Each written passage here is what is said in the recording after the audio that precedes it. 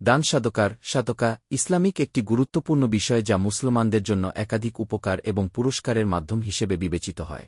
কুরআন ও হাদিসের আলোকে সাদকা তথা দান করার গুরুত্ব এবং এর উপকারিতা অনেক বেশি। কুরআনে সাদকার গুরুত্ব। কুরআনে আল্লাহ সুবহানাহু ওয়া তাআলা বারবার সাদকার প্রতি উৎসাহিত করেছেন। কিছু উল্লেখযোগ্য আয়াতের মধ্যে ১ সূরা আল বাকারা ২:২৬-৯ যে ব্যক্তি আল্লাহর সন্তুষ্টির জন্য তার ধনসম্পদ সাদকা হিসেবে ব্যয় করবে তার জন্য কোনো ভয় বা দুঃখ থাকবে না।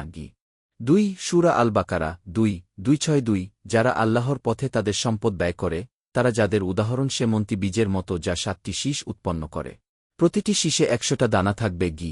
৩ সূরা আল ইমরান ৩:৯-২ তুমি যা কিছু ব্যয় করবে তা তোমাদের নিজেদের জন্য কল্যাণকর। হাদিসে সাদকার গুরুত্ব। হাদিসেও সাদকার গুরুত্ব এবং এর মাধ্যমে পাওয়ার পুরস্কার অনেক বেশি বলা হয়েছে। কিছু হাদিস। ১ হাদিস সহিহ মুসলিম যে ব্যক্তি আল্লাহর জন্য সাদকা দেয় সে তা কখনও ক্ষতিগ্রস্ত হবে না।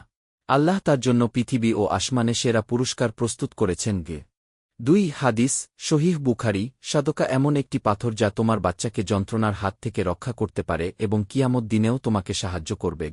৩ হাদিস সহিহ মুসলিম অবশ্যই আল্লাহ তার বান্দার সাদকার মাধ্যমে অনেক গুণ বৃদ্ধি করবেন এবং যে ব্যক্তি সাদকা দিয়ে আল্লাহর পথে ব্যয় করে তার জন্য সবার চেয়ে উত্তম পুরস্কার রয়েছে। সাদকার উপকারিতা। ১ অর্থনৈতিক বৈষম্য কমে আসে। সাদকা দানে সমাজের দরিদ্র ও অভাবী মানুষদের সাহায্য করা হয়। ২ আল্লাহর নৈকট্য লাভ। সাদকা আল্লাহর সন্তুষ্টি অর্জনের একটি মাধ্যম। ৩ পাপ মুছা হয়। সাদকা পাপ ও ভুল কাজের জন্য মাফ চাওয়া হয়। ৪ কিয়ামত দিবসের রক্ষা। কিয়ামত দিবসে সাদকা প্রদানকারীকে আল্লাহ রক্ষা করবেন। এভাবে কুরআন ও হাদিসের আলোকে সাদকা এক মহান ইবাদত যা মুসলমানদের জন্য আল্লাহর সান্নিধ্য লাভ এবং সমাজের উন্নতির পথ প্রসারিত করে। অনুরোধ ভিডিওটি ভালো লাগলে লাইক, শেয়ার, কমেন্ট এবং সাবস্ক্রাইব করুন। ধন্যবাদ।